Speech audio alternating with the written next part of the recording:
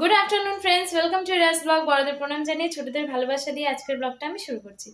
আশা করছি তোমরা সবাই ভালো আছো আর আমিও ভালো আছি। আর দেখো, রেডি হয়ে গেছি, এখন যাচ্ছি হচ্ছে মার্কেটে যাব। আমাদের পাশের বাড়ি কাকি হচ্ছে একটা আলমিরা নিবে আর ড্রেসিং দিবে হয়তো বা, যদি পছন্দ হয় তাহলে।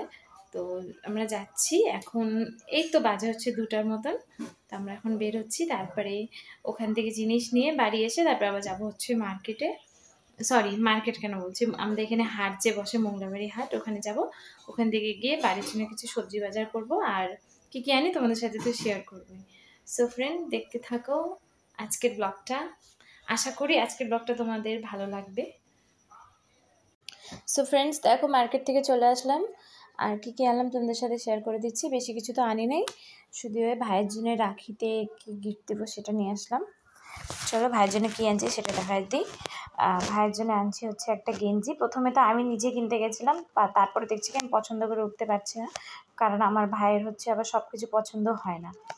ওকে বেশিরভাগটা আমি ওকে নিয়ে গিয়েই আর কি কেনাকাটা করি ওর জন্য। তো ওই জন্য পরে আবার ঘুরে আসলাম, যেহেতু হাট আর ভাই স্কুলের সামনাসামনি, তার জন্য ওই টাইমে ওর স্কুলে ছুটি হয়ে গেছিলো।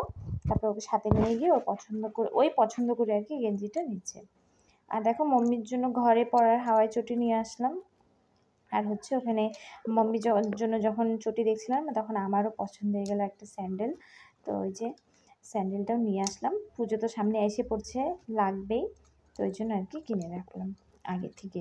তারপর দেখো, ওই যে বলছিলাম না কাকিরা একটা এসে নিবে, আলমিরা নিবে, তো কাকিদের সাথে গেছিলাম। তো ওই যে কাকিরা এই 3 ডোরের যে আলমিরাগুলো হয় এটা নিয়েছে। আর এটা কালারটা খুব সুন্দর, কিন্তু মোবাইলে একটু আর কি ফোনে একটু কেমন দেখা যাচ্ছে, কিন্তু কালারটা খুব মিষ্টি কালার।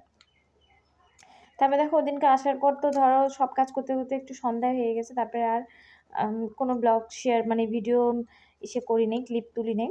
তারপরে দেখো, এটা হচ্ছে পরের দিন সকালের ক্লিপ। আর আমাদের এখানে যে এত বৃষ্টি শুরু হয়েছে, মানে একটুতে বৃষ্টি একটুতে রৌদ্র এরকম হচ্ছে। তো দেখো, অল্পটুকু আর কি রৌদ্র উঠছে, তো বাবা বললো দোকানে যাবে, তো ওই জন্য পুদিনা তুলতে চলে আসলাম। আর গাছগুলোও না মরে যাচ্ছে, পুদিনা গাছগুলো বেশি জল পেয়ে যাচ্ছে। আর এগুলা যেহেতু বস্তাতে করে লাগানো হয়েছে, মাটিতে থাকলে ধরো জলটা টাইনে নেয়, কিন্তু বস্তাতে থাকলে না জলটা ওখানে জমে থাকে, আর অনেক গাছগুলো না মরে গেছে। আর পুদিনা তুলছি আর বাবাকে বলছি গাছই তো মরে গেছে, অনেকটাই শেষ হয়ে গেছে করে বলছি। আর এই যে দেখো, পুদিনাও তুলে দিলাম, বাবাও চলে গেল দোকানে। আর আমি হচ্ছে কাপড় চোপড় ধুয়ে নিয়েছি, তো ভিতরেই মেলে দিচ্ছি কাপড় চোপড়, কারণ একটুতে রৌদ্র একটুতে বৃষ্টি হচ্ছে, তো ওই জন্য আর কতবার বাইরে ভিতর করব। তো ভাবলাম থাক, অত বাইরে ভিতর করার থেকে আমি একবারে ভিতরেই মেলে দিই, তাহলে আর কি সুবিধা হবে, তাহলে আর অসুবিধা হবে না, বারে বারে কাপড় তুলতেও হবে না। তো ওই জন্য কাপড়গুলো ওই যে মেলে দিচ্ছি।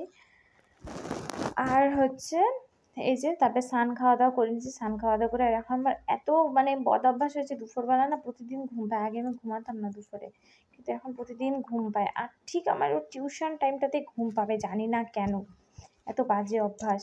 মানে আমি টিউশন ধরো শনিবার 3টার সময় পড়াই, আদার্স ডে 4টার সময় পড়াই, ওই শনিবারটা আমার ধরো 2:30টার দিকে ঘুম পাবে, আর আদার্স ডে আমার ওই 3:30টার দিকে ঘুম পাবে। এরকম অভ্যাস খারাপ হয়েছে আর কি, যে টিউশন টাইম মানে পড়ানোর সময় হয়ে যায় তখন আর কি ঘুমটা পায়। কি করব, উপায় নেই। তারপরে যে কাজকর্ম সেরে চলে গেছিলাম হচ্ছে রেশন আনতে, কারণ আমাদের রেশন অনেক দূর, তোমাদের সাথে একদিন শেয়ার করছিলাম আমি, অনেকটা দূর। আর অনেক ভিড় হয়ে গেছিলো এই মাসে আর কি, আমরা রেশন অনেক দেরিতে আনছি, তো লাইনে দাঁড়ানো ছিল। তো বাবার দোকান করবে নাকি ওখানে গিয়ে লাইনে দাঁড়াবে, তার জন্য আমি বললাম চলো ঠিক আছে তুমি থাকো, আমি না হয় যাচ্ছি। আমি গিয়ে আর কি টোকনটা যেটা কাটতে হয় ওটা আর কি কাটে নিয়ে। সো ফ্রেন্ড, আজকের ব্লগটা আমি এখানে এন্ড করছি। আশা করি তোমাদের আজকের ব্লগটা ভালো লাগলো। যদি ভালো লেগে থাকে তাহলে লাইক, কমেন্ট আর সাবস্ক্রাইব করে দিও।